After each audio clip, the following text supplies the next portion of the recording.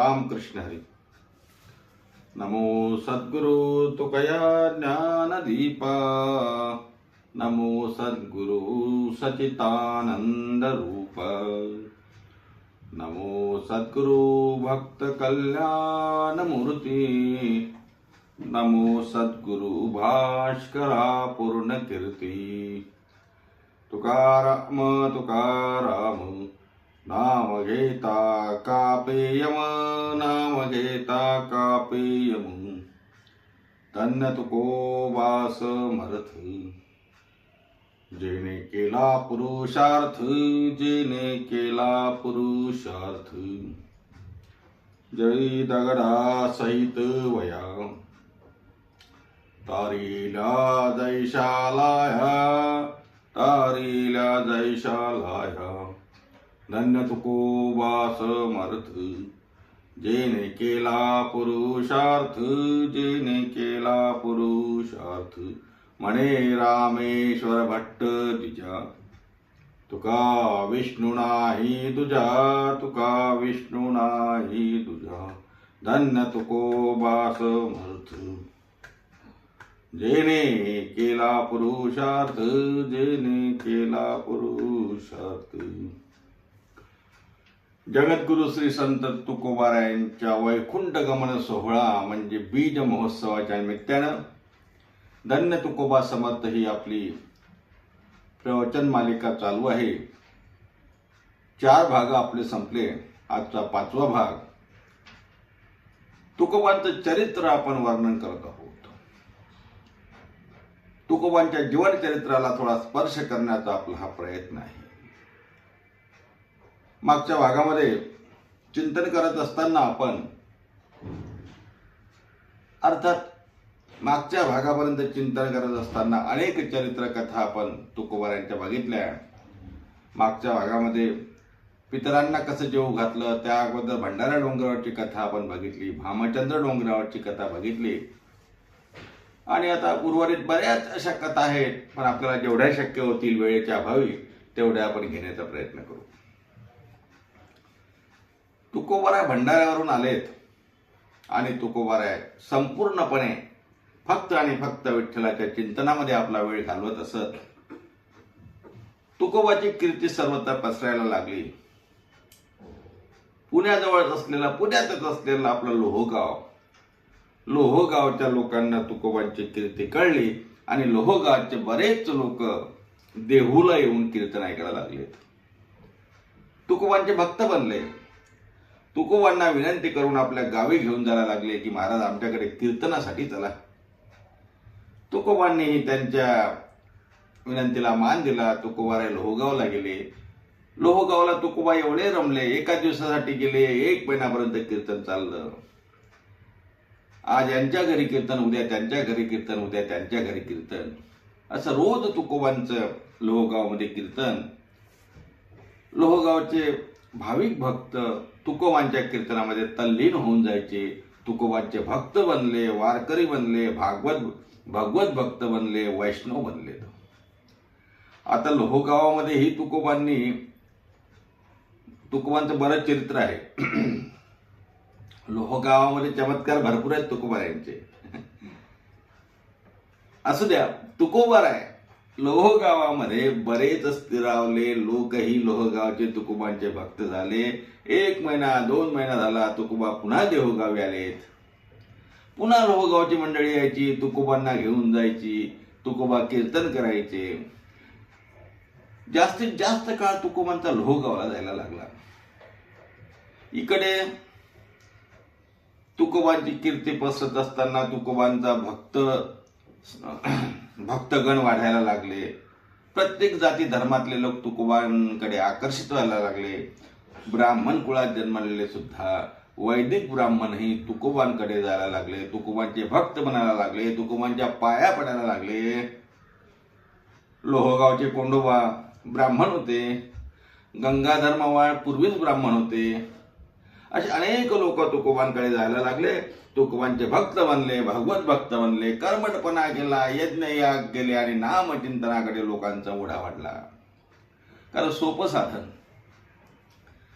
तिकडे वाघोलीला एक महान विद्वान पंडित ब्राह्मण, वेदशास्त्री ब्राह्मण, चतुर्वेदी ब्राह्मण, सर्व वेदाचा शास्त्राचा अभ्यास असलेले ब्राह्मण रामेश्वर भट्ट हे वाघोलीला राहत असत. वाघोली म्हणजे आपलं पुण्याजवळच. आणि वाघोलीला ते रामेश्वर भट्ट राहत असताना त्यांच्याही कानावरशी बातमी पसरली की कोणीतरी एक वाणी समाजात जन्मलेला ब्राह्मण नसलेला असा एक माणूस, त्याला म्हणतात की भगवंत भेटतो आणि तो नामचिंतनाचं महात्म्य सांगतो. लोकांना त्याने भक्ती मार्गाला लावलं आणि एकच सांगतो की नामापरते तत्व नाही रे अन्यथा. जे माऊलींनी सांगितलं तेच तो सांगतो. नाम संकीर्तन साधन पै सोपे, जळतील पापे जन्मांतरीचे. हेच एक साधन आहे, बाकी कुठलंही साधन करायचं नाही, अशा प्रकारे तो सांगतो. अच्छा, कोण त्याचे गुरु? त्याचे गुरु असं म्हणतात की त्याच्या स्वप्नातच त्याला कोण्या गुरुने दृष्टांत दिला. बाबाजी चैतन्य, केशव चैतन्य ही काहीतरी त्यांची गुरु परंपरा सांगतात म्हणे भाऊ. आणि ते असं म्हणतात की मी गुरुकडे गेलो नाही, गुरूंनीच मला त्या ठिकाणी भेट दिली. सापडविले वाटे जाता गंगा स्नान, मस्तकी तो जाना ठेविला कर. सत्यगुरु राय कृपा माझा केली. तुकोबारांच्या गुरु परंपरेच्या अभंगामध्ये ते आलेलं आहे. तेव्हा वाघोलीच्या रामेश्वर भट्टांना हे सांगितल्यावर म्हणते असं एवढा त्याचा अधिकार? अहो, अधिकार कशाचा? लोक आता ब्राह्मणांच्या पाया पडत नाहीत, लोक यज्ञयाग करत नाही, कर्मकांड करत नाही. जो तो उठला की राम कृष्ण हरी, जय जय राम कृष्ण हरी. कसं होणार? रामेश्वर भट्टांचा हे गैरसमज झाला. म्हणजे असं झालं, हो असं झालं, थांबवलं पाहिजे कुठंतरी. शास्त्री भावांना वाटलं धर्म बुडायला निघाला. अरे धर्म काय बुडतो? हे तर धर्म रक्षण करण्यासाठी आलेले आहे. धर्मरक्षणासाठी करणे आठी आम्हाशी.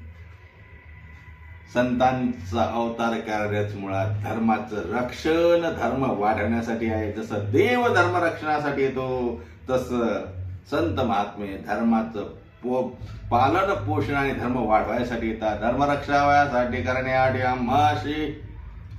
मुळात धर्म जागवण्यासाठी, धर्म शिकवण्यासाठी संतांचा अवतार आहे महाराज. रामेश्वर भट्ट म्हणतात धर्म बुडवायला निघालाय का?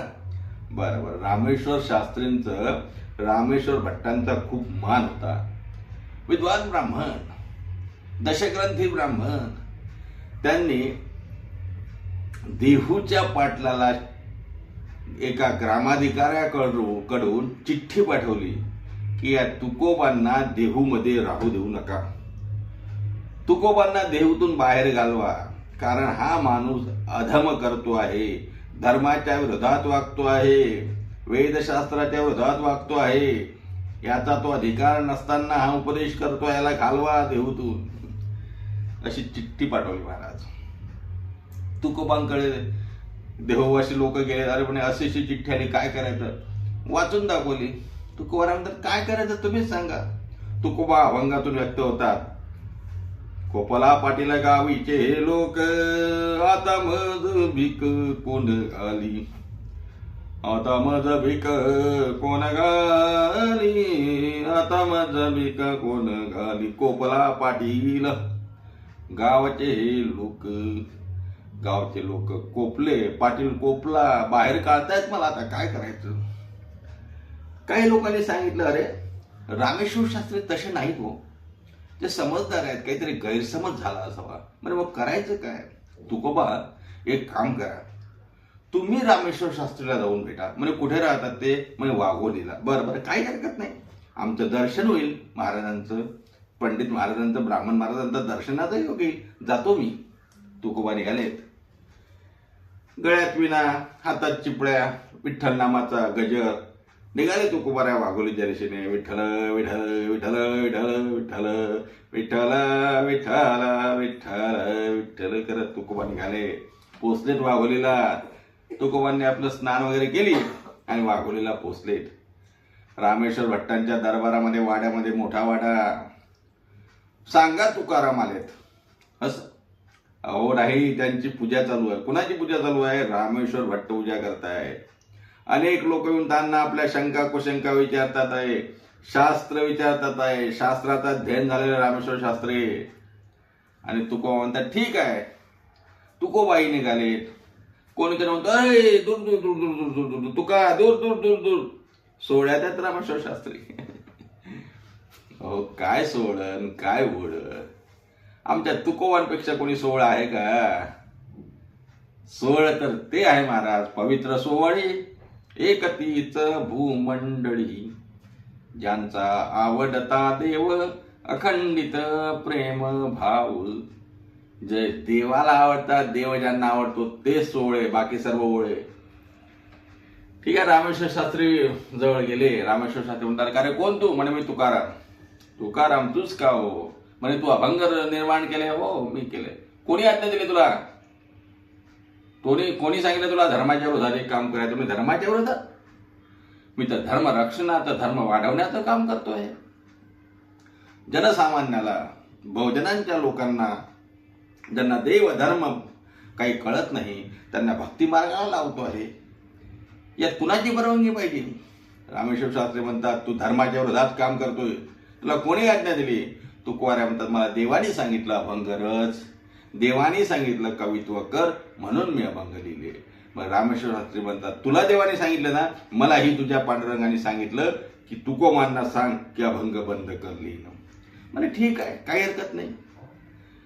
पांडुरंगाच्या आज्ञेनेच मी अभंग लिहिले. आता पांडुरंगाची आज्ञा असेल की इथून पुढे अभंग करायची नाही तर नाही करणार. तुकोबांना कुठं मान सन्मान याचा काही संबंध? तुकोबांनी अभंग लिहिले प्रौढीसाठी लिहिले का? स्वतःच्या कल्याणासाठी लिहिले का? जगाच्या कल्याणासाठी, जगाचा उद्धार व्हावा म्हणून तुकोबांनी अभंग लिहिले, स्वतःसाठी नाही. आम्ही कथा लिहितो, आम्ही कादंबरी लिहितो, आम्ही कविता लिहितो कशासाठी? आमचं नाव होण्यासाठी. 2 कविता जरी आम्हाला आल्या तरी त्याच्या खाली आमचं नाव मोठं असते आणि पेपरला जर ते आलं तर मोठं आम्ही ते कटिंग करून सांभाळून ठेवत असतो. कशासाठी? आम्हाला मान पाहिजे, सन्मान पाहिजे, आम्ही कवी असल्याची बिरुदावली आमच्या मागे लागल्या गेली पाहिजे. पण तुकोबांचं तसं नव्हतं ना. तुकोबा म्हणतात देवाने मला आज्ञा केली म्हणून मी अभंग रचले. आता देव जर म्हणत असेल अभंग करायची नाही तर काही हरकत नाही, मी करणार नाही अभंग. परंतु आतापर्यंत केलेल्या अभंगाचं काय करायचं? रामेश्वर शास्त्री भट्ट म्हणतात चांगला प्रश्न आहे. आतापर्यंत तू जे अभंग केलेस ना ते दगडाला बांधायचे आणि सर्व अभंग स्वतःच्या हाताने इंद्रायणीच्या ढोबात बुडवायचे. काय महाराज, आदेश दिला रामेश्वर भट्टांनी. तुकोबाराय म्हणतात ठीक आहे, आपली आज्ञा शिरसावंद्य. तुकोबांनी रामेश्वर शास्त्रीला नमस्कार केला, निघाले. तुकोबांना काही वाटलं नाही त्यात तसं. म्हणजे कारण जसं मी सांगून गेलो, आत्मप्रौढीसाठी, स्वतःच्या नावासाठी, स्वतःचं गुणगान कोणी गावं, खूप मोठे कवी आहेत, खूप मोठे संत आहे असं म्हणावं इच्छाच नाही ना हो. त्याच्यामुळं केले काय नाही केले का? तुकोबा बोलले ठीक आहे, पांडुरंगाची इच्छा. तुकोबा देहूला गेले, अभंग घेतले, अभंग लिहिलेले हस्तलिखित घेतले. दगडाला ते कस तरी आपलं बांधलं सर्व आणि इंद्रायणीच्या काठावर गेले. लोक मात्र शोकाकुल झाले. अरे तुकोबा, एवढ्या दिवसा आपल्या तोंडातून निघालेली आपली अमृत वचने आणि आपण इंद्रायणीत बुडवता. तुकोबाला आज्ञा आहे, आम्हाला काय करायचं? तुकोबा इंद्रायणीवर गेले. डोहामध्ये तुकोबांनी दगडाला बांधून त्या लिहिलेल्या हस्तलिखित अभंगाच्या वह्या इंद्रायणी सोडल्यानंतर तुकोबाराय नमस्कार केला आणि घरी आले. 5 दिवस तुकोबाराय तसेच होते महाराज. तुकोबारांना वाटायचं मनात की आपले अभंग, आपण केलेले जे अभंग आहेत ते अभंग त्या ठिकाणी गेलेत. पण ठीक आहे, पांडुरंगाची इच्छा. पण काही कर्मठ विचाराचे, काही कुच्चित विचाराचे लोक असतात, ते तुकोबांना म्हणतात तुकोबा काय केलं हे?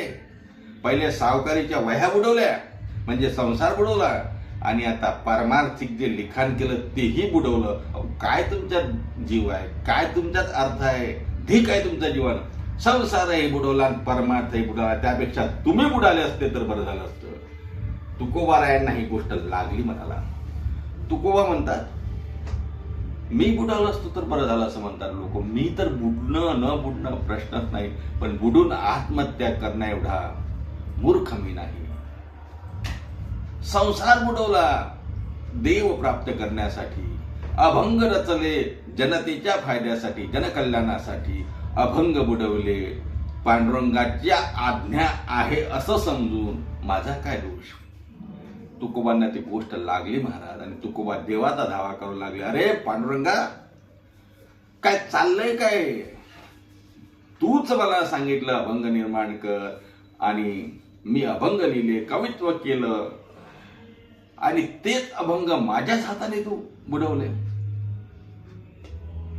हे पांडुरंगा, पंढरीनाथ, पंढरीच्या पांडुरंगा, विश्वाचा जनिता असलेल्या, विश्वनायक असलेल्या, विश्वाचा पिता असलेल्या देवा, हे माझे अभंग तो बुडवले, काय करू मला कळत नाही. तुकोबांनी अन्नाचा त्याग केला, अन्न पाण्याचा त्याग करून तुकोबारा आहे त्या शिळेवर बसले. तब्बल 13 दिवसानंतर 12व्या दिवशी रात्री तुकोबांना दृष्टांत झाला. तुकोबा, अहो काळजी करू नका, 12 दिवसापासून मी इंद्रायणीमध्ये उभा आहे तुमचे अभंग हाती घेऊन. अभंग बुडले नाहीत, अभंग तरले आहे. अभंग तरले. तुकोबांना दृष्टांत झाला. तुकोबा जागे झाले. असं कसं? त्याच वेळी गावातील इतर लोकांनाही दृष्टांत झाला की तुकोबांचे अभंग वर येत आहेत, जा इंद्रायणीवर. महाराज, गावकरी लोक इंद्रायणीवर गेले तर खरोखर तुकोबांचे अभंग दगडाला बांधलेल्या वह्या वर तरंगत आल्या. अहो, रामरायांनी दगड समुद्रावरती तरले पूल बांधण्यासाठी, सर्वांना माहित आहे. राघवे सागरात पाषाण तारिले. तुकोबांच्या आरतीमध्ये आपण म्हणत असतो ना, राघवे म्हणजे प्रभू रामचंद्राने. राघवे सागरात पाषाण तारिली, ऐशिया तुकोबाचे अभंग रक्षिले. आरती तुकारामा स्वामी सद्गुरुधाम. जसं प्रभू रामचंद्राचे दगड, रामचंद्राचं नाव लिहिल्यानंतर दगड पाण्यात फेकल्यावर तरले, तसे आमच्या तुकोबाचे अभंग पाण्यावर तरंगले. निळोबराय वर्णन करताना एके ठिकाणी म्हणतात, उदका माझी वया ठेवणे कोरड्या, उदका माझी वया ठेवणे कोरड्या, उदका माझी वह्या ठेवणी कोरड्या, दाखवणे रोकड्या विश्वजना. नव्या सामान्य महिमा संतांचा. हा महिमा सामान्य आहे का? तुकोबांचे अभंग तरले. आणि मला सांगू का, त्याचं नावच अभंग आहे. जे भंग पावत नाहीत ते अभंग आहे. आणि म्हणून रामेश्वर भट्ट असू द्या की आणखी कुठलेही भट्ट असू द्या, अहो देव जरी आला तरी ते भंग भरणार नाही, कारण ते अभंग आहेत. आणि ते तुकोबांच्या मुखातून निघालेले अभंग आहेत. पृथ्वी तलावर पृथ्वी जरी राहिली नाही तरी अभंग टिकणार. अभंगाची ताकद आहे. तुकोबांचे महाराज अभंगवर आले. तुकोबा सद्गतीत झाले. तुकोबा देवाला म्हणतात, देवा 13 दिवस तू थंड पाण्यात माझ्यासाठी उभा राहिला रे.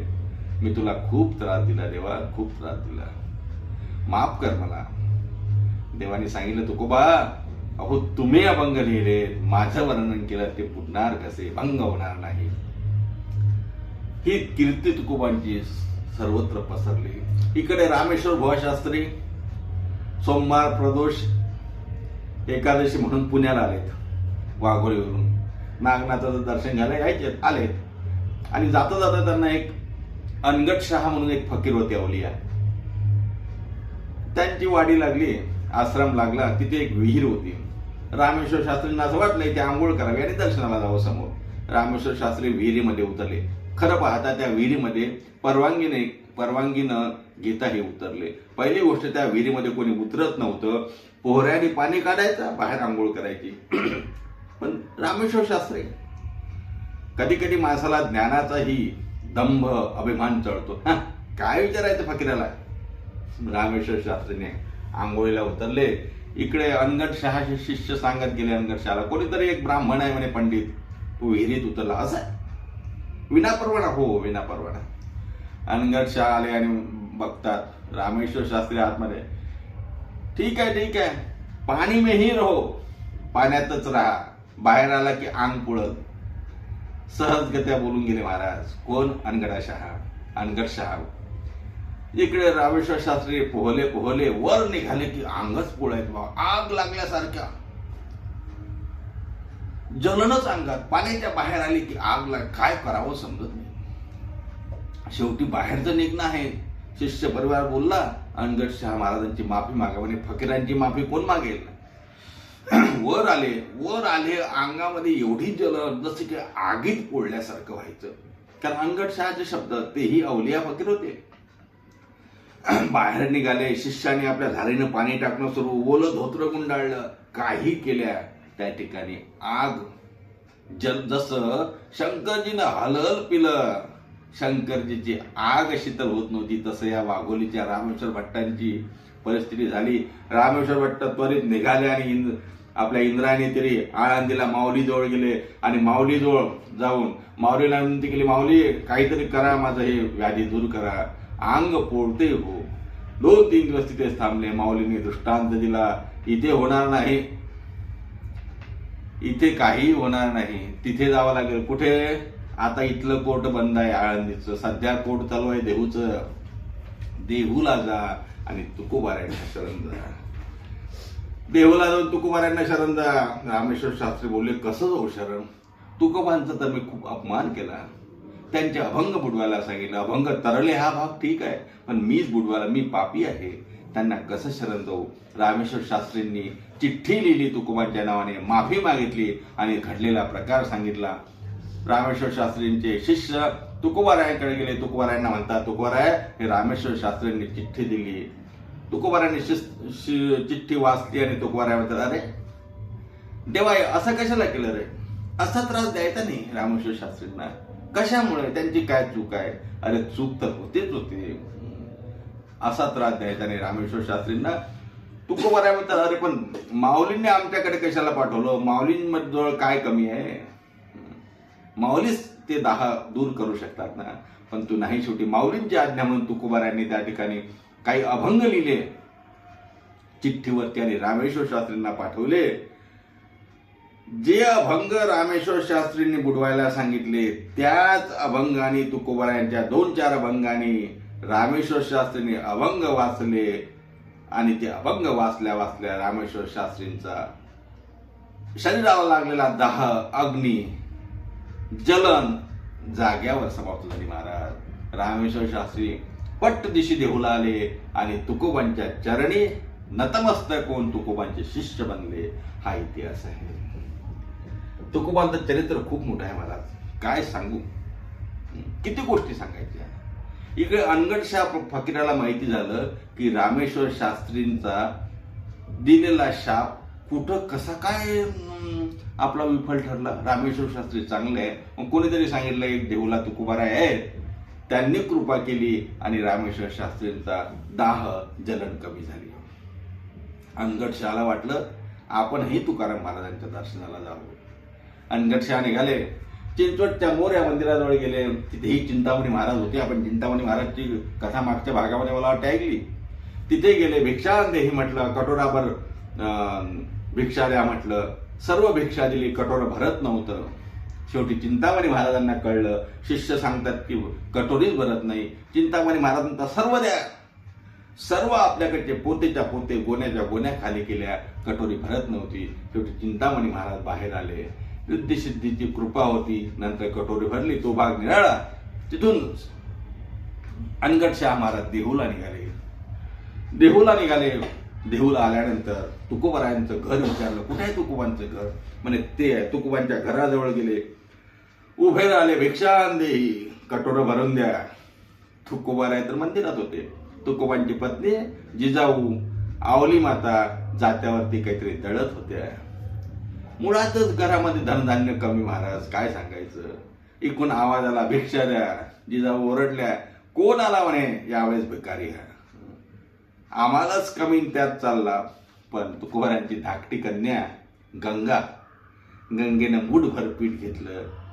तीही जिजामातेनं त्याला धक्का मारला आणि कमी दे म्हटलं. थोडस चिमूटभर पीठ. गंगेचा हात केवढा असेल महाराज, लहानची चिमुकली गंगा, तिच्या हातात चिमूटभर पीठ राहिलं. ती पीठ घेतलं, कटोरीत टाकलं, कटोरी भरून व्हायला लागली. अनगटशा त्या ठिकाणी अचंबित झाले, अनगटशा त्या ठिकाणी विस्मयित झाले. अनगटशाला नवल वाटलं. अरे बापरे, अनगटशा पाया पडायला लागले. तुम्हीच तुकोबा का? तुम्ही ते वेडा झाला का रे? मी तुकोबा नाही, मी गंगा तुकोबाची धाकटी मुलगी. माझे बाबा मंदिरात बसले आहे. तुकोबांच्या मुलीचा एवढा अधिकार तुकोबांचा काय असावा? अनगटशा देहूच्या मंदिरात गेले, तुकोबांना भेटले, आलिंगन दिलं, नमस्कार केला. दोन संत एकत्र भेटले महाराज. तेव्हा धन्य आजीजीनं संत दर्शनाचा अनंत जन्माचा शीन गेला. थांबले तिथे 2 दिवस मंदिरात थांबले. तुकोबांचं कीर्तन ऐकलं. अनगटशाही पुन्हा निघून गेले. अनेक चिंतन आहे, अनेक चरित्र आहे. छत्रपती शिवरायांना ही कथा, शिवरायांजवळ ह्या तुकोबांची ख्याती पोचलेली होती. छत्रपती शिवरायांनीही नजराणा घेऊन धन धान्य हिरे मोती जवाहर घेऊन आपलं काही कुमक पाठवली. तुकोबांना द्या आणि तुकोबांना सांगा आमच्याकडे या. तुकोबांकडे सर्व जड जवाहर मोती पैसे अदला घेऊन आले. तुकोबांना म्हणतात राजांनी पाठवलं, हे घ्या सर्व धन. असं म्हटल्यानंतर तुकोबारायांनी सांगितलं राजांनी पाठवलं, राजांना आमचा नमस्कार सांगा. पण देवटा शास्त्री गोडे महाराजांना सांगा 10 ते 11 भंग लिहून दिले. छत्रपती शिवरायांना त्या बोलले, त्यातल्या भंग ठेवते. देवटा शास्त्री गोडे हे तो बरात ना पडे. आम्हाला नको हे दिवट्या छत्री घोडे, आम्हाला कशाला पाहिजे ते. आणि धन धान्य आम्हाला काही जरूरत नाही महाराज. एकच करा तुम्ही, आम्ही सांगतो ते करा. काय करा? अभंगात लिहून दिला. आम्ही देणे सुखी म्हणा विठ्ठल विठ्ठलमुखी, म्हणा विठ्ठल विठ्ठलमुखी, म्हणा विठ्ठल विठ्ठलमुखी. तुमचे हेर वित्त धन, तुमचे हेर वित्त धन, हे तव मृत्तिके समान. हे धन वित्त हे आम्हाला माती समान आहे. आम्हाला एकच सुख आहे की तुम्ही विठ्ठल विठ्ठल विठ्ठल म्हणा. कंठी मिरवा तुळशी, व्रत करा एकादशी. मनवा हरीचे दास, तुका म्हणेची आस. हरीचे भक्त एवढं म्हणा महाराज, आम्हाला दुसरं काही नको. तुम्ही स्वराज्याचं काम करा, आम्ही भक्तीचं काम करतो. महाराजांनी रोप दिला. त्यानंतर अनेकदा छत्रपती शिवराय तुकोबारायांकडे आले, त्याच्याही कथा आहेत. लोहगावाच्या अनेक कथा आहेत. चिंतामणी महाराजांनी तुकोबारायांची अनेक कथा आहेत. पण प्रत्येक कथेतून एकच भाव प्रगट होतो, तुकोबांची भक्ती हीच शक्ती होती. तुकोबांच्या एक एक क्षण तुकोबांचा नुसतं विठ्ठल भक्तीमध्ये जात होता. आणि तुकोबारायांनी सुद्धा हेच आपल्याला त्यांच्या चरित्रातून घ्यायला सांगितलं की नामचिंतनासारखं दुसरं साधन नाही, फक्त एकच करा, नामचिंतन करा. आजची 5व्या भागाची सेवा तुकोबारायांच्या चरणी अर्पण करत असताना उद्या आपण पुन्हा भेटणार आहोत. उद्या तुकाराम बीज आहे. तुकोबारायांच्या सदैव वैकुंठ गमनाचा दिवस आहे. उद्या आपण तुकोबारायांच्या सदैव वैकुंठ गमनाचं आणि उर्वरित जे काही थोडं चरित्र राहिलं असेल त्याचं चिंतन करू. तोपर्यंत सर्वांना रामकृष्ण हरी. जाता जाता तुकोबांचं एकदा भजन करू. श्री ज्ञानदेव श्री तुकाराम, श्री ज्ञानदेव श्री तुकाराम, श्री ज्ञानदेव श्री तुकाराम, श्री ज्ञानदेव श्री तुकाराम, श्री ज्ञानदेव श्री तुकाराम, श्री ज्ञानदेव श्री तुकाराम, श्री ज्ञानदेव श्री तुकाराम, श्री ज्ञानदेव श्री तुकाराम. पुंडलिकवरदे विठ्ठल ज्ञानदेव तुकाराम. दत्तात्रय जनार्दन श्री एकनाथ माऊली ज्ञानेश्वर महाराज की जय.